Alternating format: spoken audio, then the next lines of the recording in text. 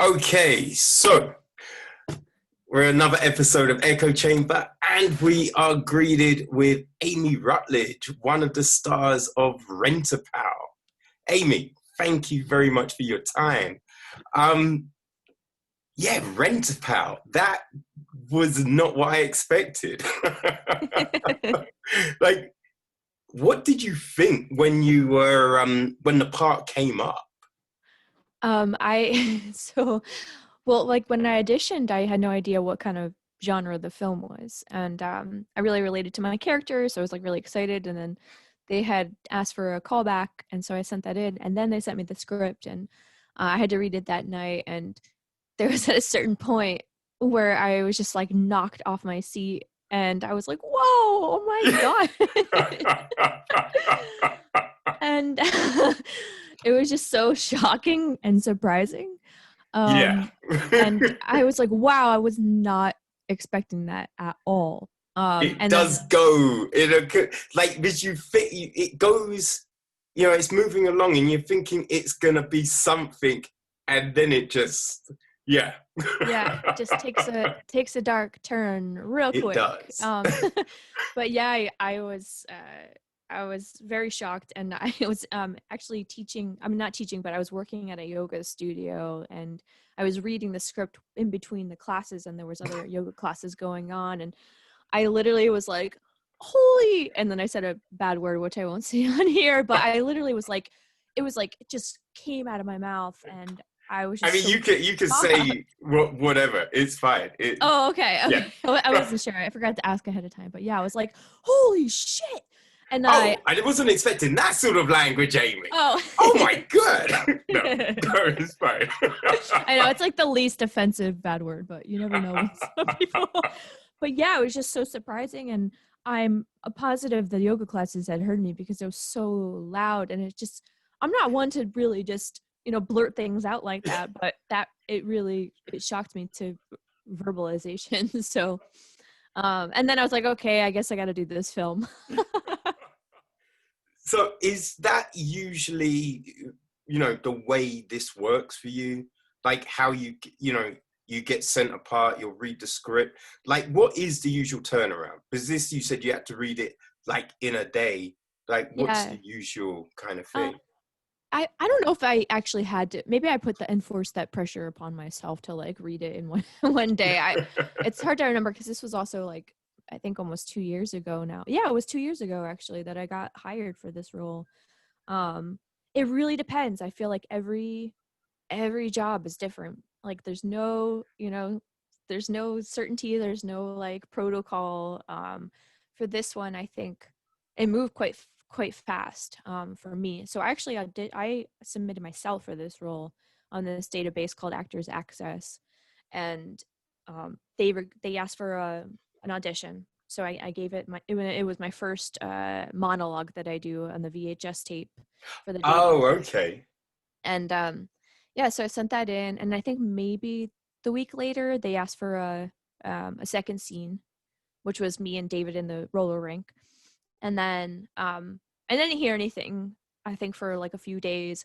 And then actually John, the director, reached out to me via my website because I guess he couldn't get in touch with me through the Actors Access database.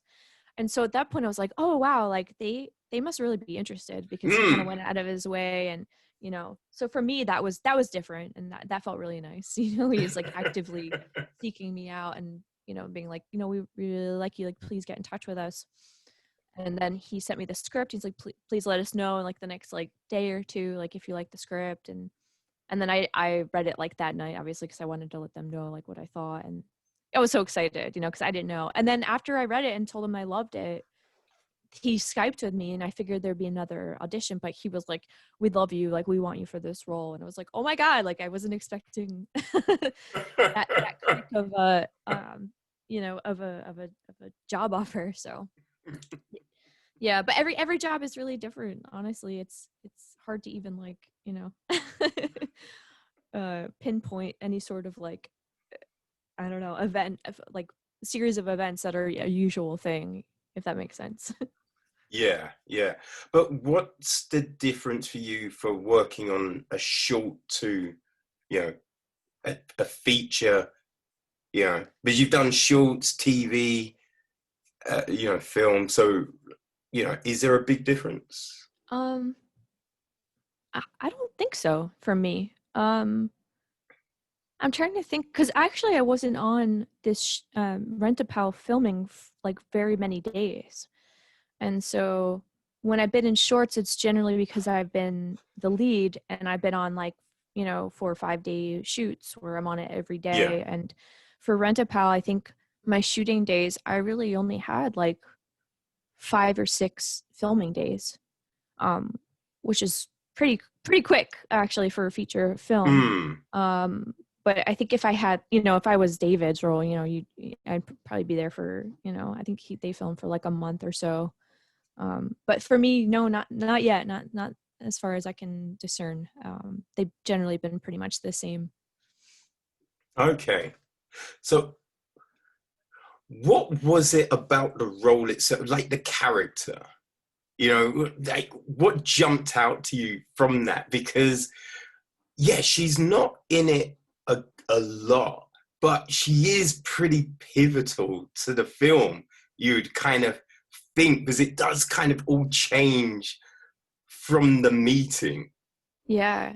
and Um, the non-meeting at the very beginning. mhm. Um, I just loved her, and I even just from the audition, I had like that monologue that I say when he first watches my videotape. That was my first audition, and I loved her so much, and I just instantly just felt so much empathy and compassion for her. She just seemed like such a, and at that point I hadn't read the script, so I knew really nothing about her, but just instantly, instinctually, I just felt so much love for her, and she just seemed like such a good, kind person, and I really related to that. I'd like to think I'm kind of similar, if I do say so myself. But yeah, I just there's something about it that I'm like, oh, this is me. Like this is like perfect, and I can really do this. And I don't have to put much effort or strain into like trying to become something else that I'm not. So I really wanted her like the day one that I actually read the audition. Uh, Ah, well, that's nice. It turned out because, yeah. yeah, I think from just the monologue that we get from the video, you do get that impression that she's just this genuine, like, really nice person, and you're like, huh. Thank- And so I think in the first few kind of moments, you're thinking, okay, when's the penny gonna drop? When's this gonna shift? When's she gonna become? But no, throughout she's this really nice person. So yeah, that was interesting. That was yeah. interesting. So Thanks. And I love that she's not a pushover either though. Like she's very no, assertive, and I love that. And I love that, at the end, I don't want to give anything away, but excuse me. Um, she kicks ass. she does So hold her own, which yeah. which is because I think you do have that moment where you're like, oh no. But then, yeah, it is like, okay, okay. But Mhm. have you cooked lasagna since? Yeah, I think she's gonna be traumatized for that for a really long time. So have you seen those? Because I remember seeing video dating in something else, or what, like a few years back, and it just seems so crazy. Yeah, it's so bizarre. And I do remember that growing up as a kid. Like I don't know if I remember the video dating as much as like the ads in the newspaper. Yes. Yeah, Yeah. and Yeah, like yeah, call someone up and do it that way. I mean, I've never done it, but it's just like so wild to me, and just to think about how much like technology and just our world has completely changed in this short amount of time is just unbelievable. And I love the nostalgia of that. I love like watching that VHS. Like I really felt that like to my core, just watching it and like living that in my own life growing up, yeah. and then It seeing that was again. the feel of it, like the graininess and the skip, and you're just like, oh yeah, I remember that when videos used to go all crazy. Yeah. And like even the 12 p.m. blinking on the VCR tape throughout is like, that's like the story of my life growing up. Like our VCR was always blinking at 12 a.m. all the time. Yeah. They did such a good job of like just the minor capturing like the minor details of like the realness of that era. I really Yeah. appreciate. Yeah, no, that was great. Did you have any input on your character? Like the dress or just the style, like just the way she kind of was? I did. So even for the audition, I was actually away at a film festival for one of the TV pilots that I was, and I was in Vermont, and I live in Jersey City, and I got the audition um while I was away, but I was like, I have those glasses that I wore in the film. I was like, I have to wear them for this audition or else like I just have to have them. So like I actually waited until I got home that Monday, and I think they gave me the audition notice like, 2 or 3 days before. So like I really just got that tape in like on the line because I had to wear those glasses. There was just something about it that I felt like she needed to look like that, and she needed to have. I have like naturally curly frizzy hair, and I just felt like she needed to have that. So they agreed to the glasses and and they were like all about it. And then with the costuming, Brandon Fryman, he was the costume designer and he did the set design, and he's just like awesome. And he like had a bunch of costumes like already picked out. And I actually live in Jersey City and they're in Denver, Colorado. So they actually flew me out. So I don't think I saw the costumes until I actually got there. And I was trying stuff on, and I just loved everything that he picked out. So I was kind of just like, this is awesome. Like I want to keep like my bubble, the fluffy bubble jacket that I wear in the car that's like Yeah. blue. And I'm like, I should have asked, but like I wanted that coat like so bad to wear in real life. And so I was just like all like everything kind of just worked together perfectly. And like I just kind of got a sense of like how she walked and how she talked, and it all just kind of came together for me. So yeah, I think I had a lot of input. That's nice. And is that something that you find a lot?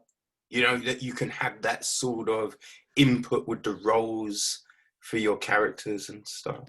I think so, and I think more so on like indie film and more like short films for sure.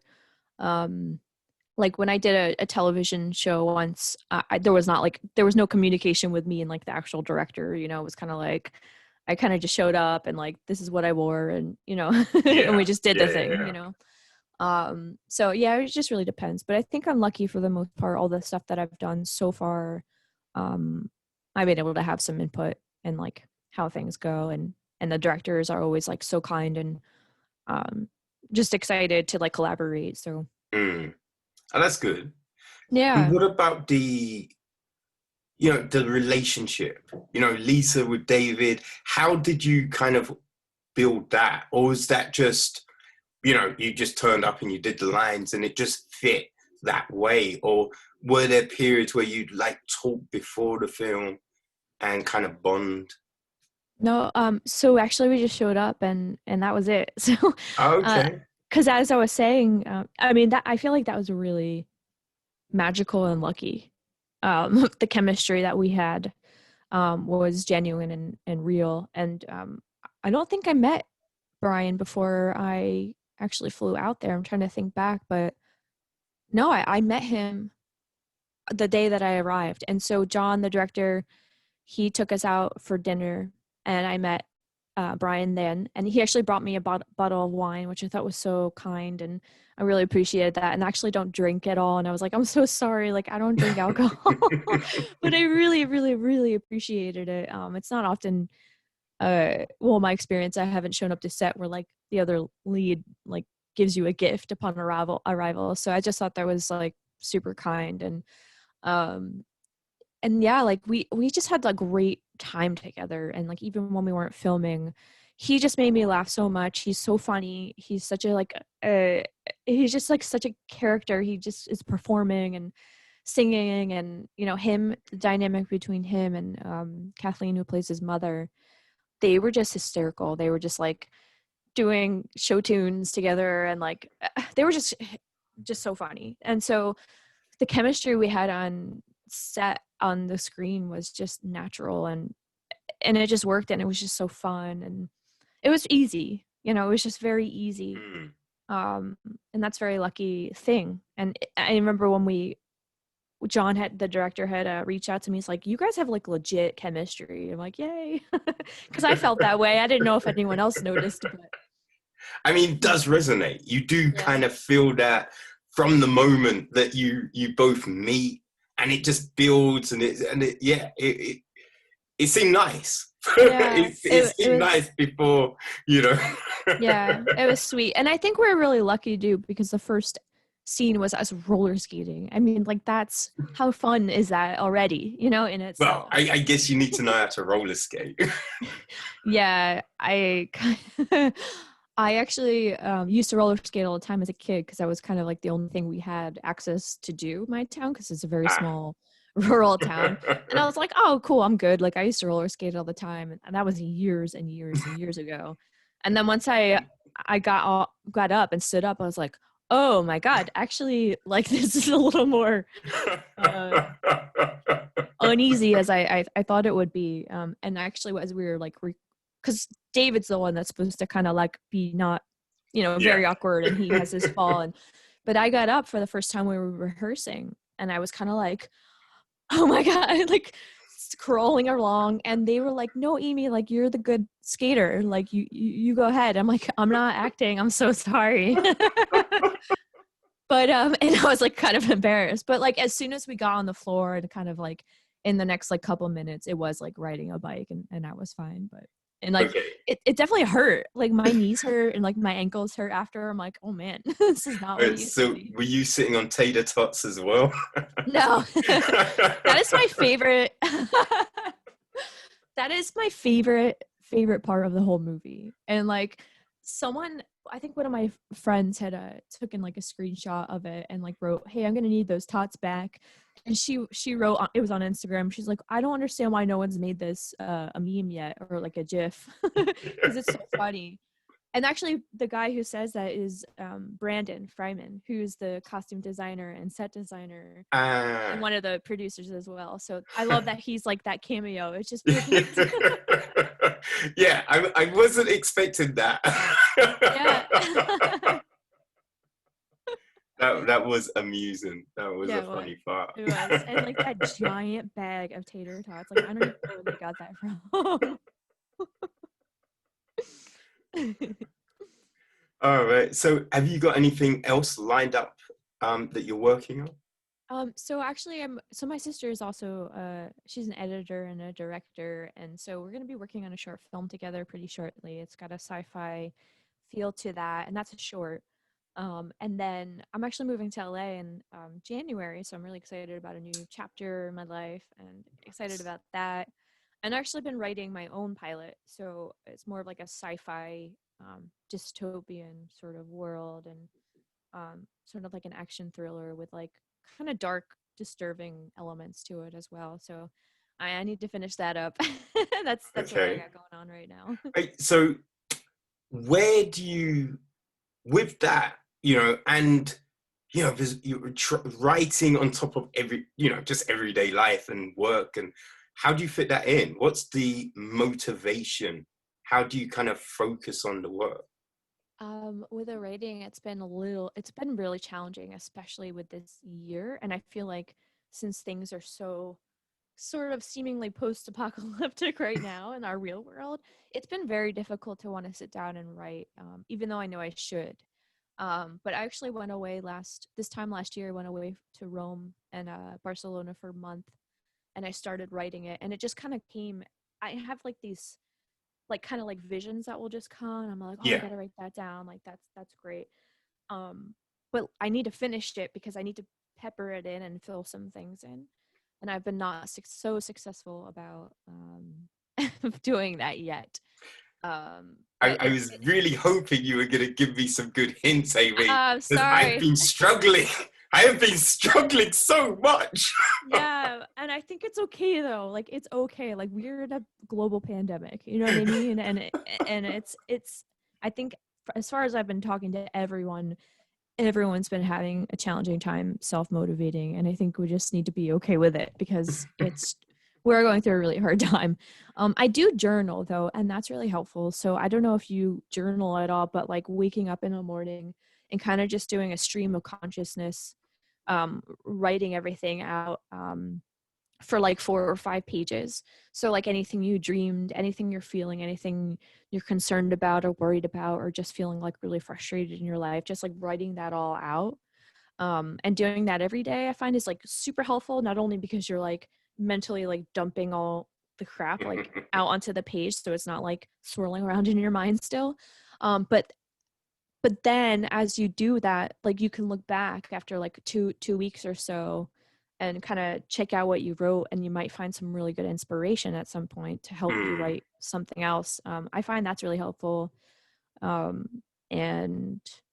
trying to think what else I do. I do a gratitude journal, so I write like what I'm grateful for. That really helps me kind of shift my perspective around really quickly when I'm feeling pretty down or unmotivated. And meditating too. Like I always talk about meditation. It's been a really saving grace for me, especially in this time. But sometimes you'll be sitting in meditation and some like light bulb of like jolt will kind of hit you and you're like, oh my god, that's a great inspiration, and you go like write it down. And so that's also really helpful if you're into that. I do yoga and Pilates, mainly Perfect. Pilates than yoga, because it's finding a good yoga instructor. There's a lot of times people be like, okay, let's hum together, and I'm just like, no, don't want to do that. Okay, can we just do the other stuff? So it's finding people that you gel with. Yeah, But for sure. I often, the problem with Pilates when I was doing that is I'd think of jokes. I'd be, so I'd be like, oh, I need to write that down for my set. And or I'd just start laughing to myself, and then people just like, what?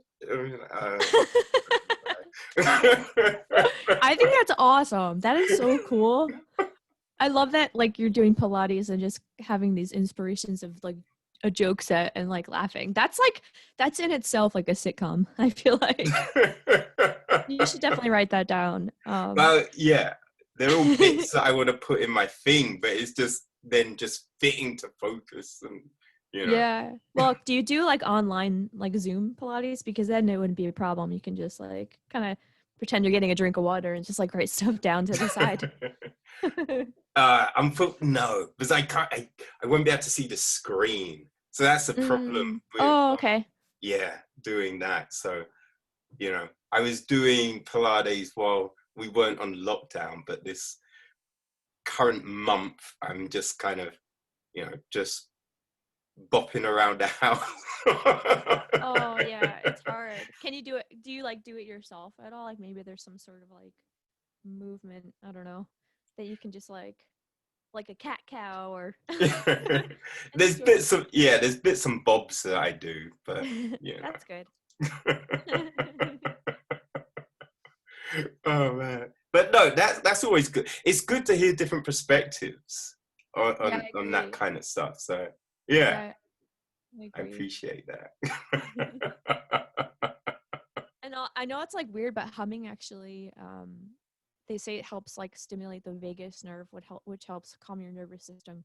So there is some sort of like science behind it if you can get into it. Humming. Yeah, so humming and I think singing. What else?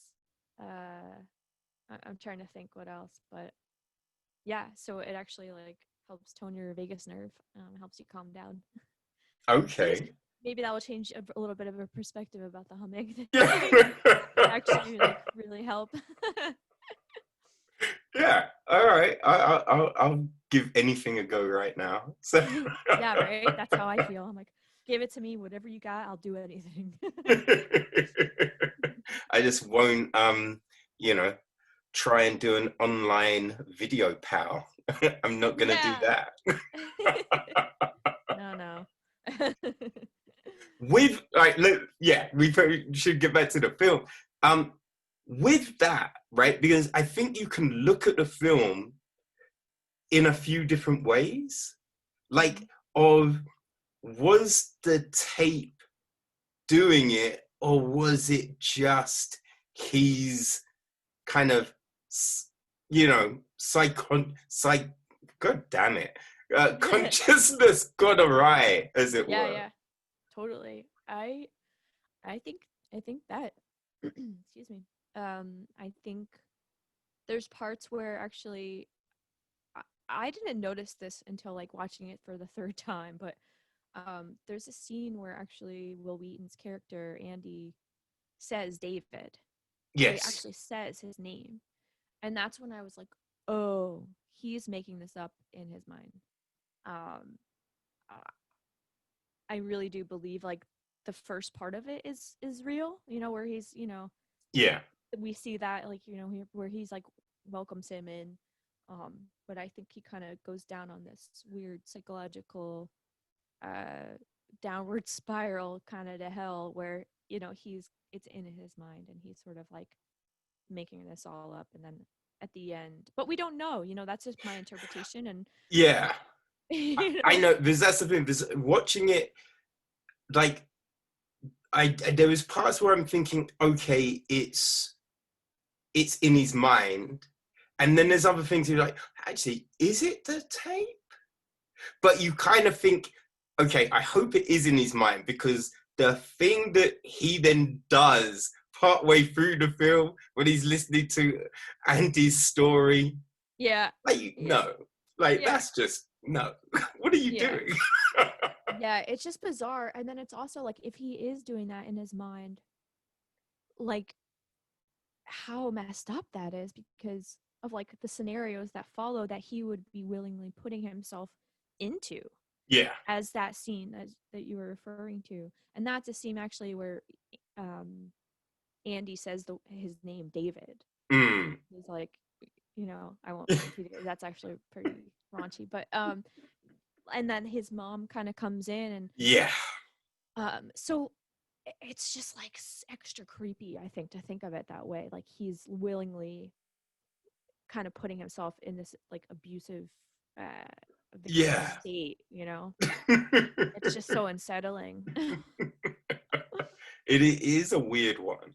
Yeah. Definitely is. So is that kind of, do you get told that stuff?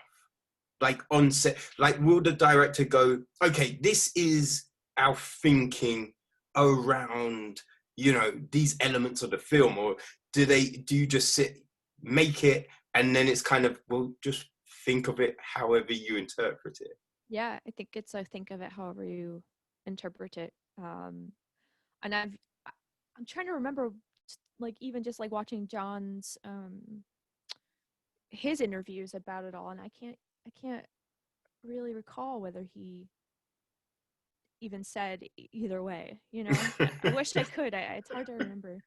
This pandemic, man, has like made my brain kind of like in in a mush. I don't know about you, but it's hard Oh, to recall things yeah. sometimes. I think it's shrunk. Yeah, It went from that to like yeah. this. I feel you. I definitely am in that. So but yeah, so I think it was I mean, we didn't on set we didn't talk about any of that, whether it's real or whether it's not. Which I liked, and I liked being able to watch it as if, I kind of didn't know either way, and it Mm, was so much more like I don't know, joyful and astonishing and shocking for me, even that though I filmed the film, to watch it after and have all these thoughts kind of swirling through my head and like, wait. I think that's cool. And I think that's like what I really love about movies is when you are meant to, or you're left just really thinking and ruminating about it and not sure, and kind of putting your own perspective on it. I think that's really fun. Like I yeah. love that about films in this genre where you're kind of left like stewing about it. Yeah, no, I do like something that could be either way, Hmm. right? And it's your interpretation, and you sit down with a friend, and you'd be like, man, I can't believe, and they're like, no, it was that, and you're like, oh, I didn't even think of it like that. Ah, Yeah. Yeah, that's it's always so fun. yeah, I love that. And then I love how you can connect with other people on it as well and gain insight from like other people's perspective. It's just It's really cool, and it's like a really awesome way to like connect with other people as well.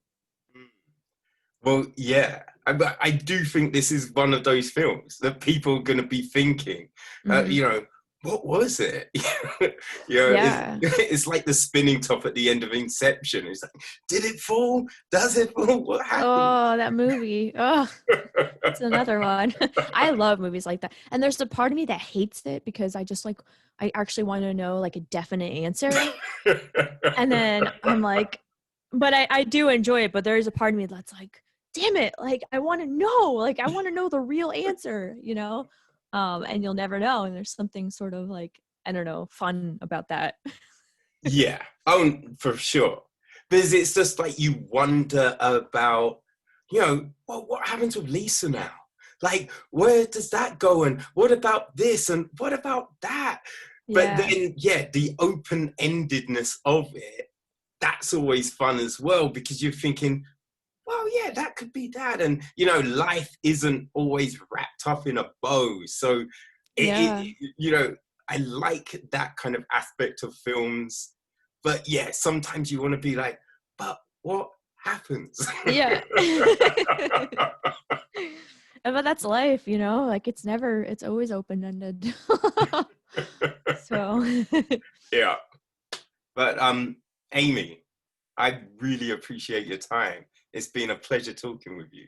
oh man, I'm so honored and like this was so much fun. I think I've laughed the whole time and my cheeks actually hurt from smiling so hard. So thank you for being such a gracious, wonderful host as well. It really made my week. So thank you. No worries at all. Thank you. That's very nice of you. But yeah, I think, you know, Rent-A-Pal is going to be a big success. I think, yeah, people are going to definitely gravitate to that because it is very enjoyable. And, I hope the script goes well and the pilot and everything like that. I can't wait to see your next thing. Thank you so much. I mean, I can't wait to keep in touch with you too. So please let me know how I can. Oh, yeah, I'd yeah, love yeah, to yeah. see. Don't worry. I will yeah. I'll send you the link Okay. when this goes up Awesome. on Thursday. Yeah, Oh Thursday. wow, that's very quick. Good job. Yeah. I just remember Thursday. Oh damn, 2 days. Ah. You can do it. All right, so where can people kind of follow you? Where's your Oh, social media? yeah. So I'm on Instagram at Amy Rutledge 443. That's AMY and then RUTLEDGE 443. Um, uh, 443? 443. Yeah. What's the significance of the number? I don't, this is like a weird thing that I've had since I was a kid. So when email started, I'm like showing my age now. My stepdad, who I lived with, he always had his name followed by 443, and then at I think it was like Hotmail or Yahoo or whatever it Yeah. was. And so I just kind of like took that on and I never gave it up like my whole life. Like, and because usually Amy's like pretty common name, and I think there's a lot of Amy Rutledges in the world. So I always had to add, like, anytime I wanted to go on any sort of social media, I have to add that little thing at the end. So Yeah, yeah, it was yeah. always just 443. And then I realized after like recently, I think there's like some actual science behind like the numbers where it means like I love you, or it means something. I have to like look it up again because now I can't remember. Uh, But there's something like that was actually like really lovely about it. So I was like, oh, that ended up just working out. um, so that's Instagram. I am on Twitter. I just kind of started Twitter, so I'm not on it as much. But it's Amy M Rutledge. That one didn't get the 443. And then I'm on Facebook as well as I think it's Amy Rutledge actor. And then my okay, website, if you want, is amyrutledge.net. great stuff. Well, I'll include your social in the information for the episode, so people will be able to click and follow and you know Thank you so track your much. success, man. Thank you. I really appreciate that. No worries at all. It's been a pleasure. Thank you. Yeah, of course. I'm glad that you enjoyed and were able to watch the movie too. That means a lot. Yeah, no, it was great. I honestly enjoyed it because this is always the awkward thing. Sometimes because you have to kind of, you get sent the stuff and you'd be like, oh yeah, I do interviews for that before you've seen it. Oh. And so then sometimes you watch it and you're like, oh no, I didn't like that. But I mean, there is always stuff to talk about, because like True. I kind of feel that you can say wasn't really for me, but I Yeah, for enjoyed sure. these elements. You know Yeah. what I mean? So Yeah. I talk to people about stuff that I haven't liked, but Hmm. I've liked, the acting or the cinematography or stuff like that. So you can always have a conversation, but Yeah. sometimes you post a review and people do not like it. so Oh. so it's good that you could talk and yeah, and you enjoyed it and it's all gravy. So yeah. Yeah, no, that's awesome. That says a lot. So I am very thankful. Awesome. Well, yeah, okay. Yeah, I hope you enjoy the rest of your day. Thank you. You too. What am I doing? I don't even know. Maybe take a walk outside. I don't know. You too. I hope you have a really Oh, it's actually night for you almost, I think, right? Well, I mean, 6? it's it's just gone 5:30. Oh, okay. So it's not too crazy. I mean, Okay. I Yeah. yeah, during this pandemic, I don't usually sleep until 5 a.m. So it's like, Oh, wow. yeah, I can't. My sleep is terrible. Yeah, It is same. ridiculous. And I'm just like, ugh, god damn it.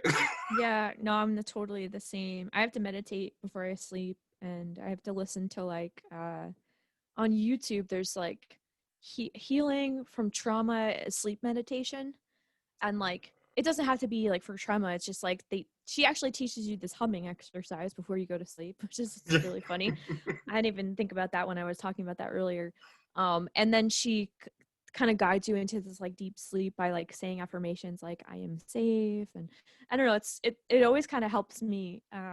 That, and it's called yoga nidra, Okay. Nidra. Oh, someone told me about that a while back. But Yeah, yeah, I you should. can't remember why I think I found it, but then just never got around to doing it. Yeah, you should try it. It's really helpful.